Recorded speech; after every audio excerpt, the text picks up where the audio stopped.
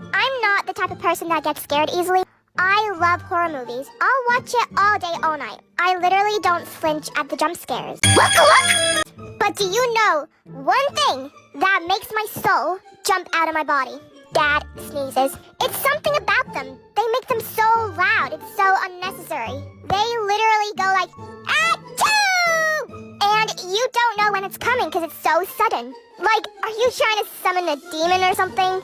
I guess this could just be me because I do inside quiet sneezes.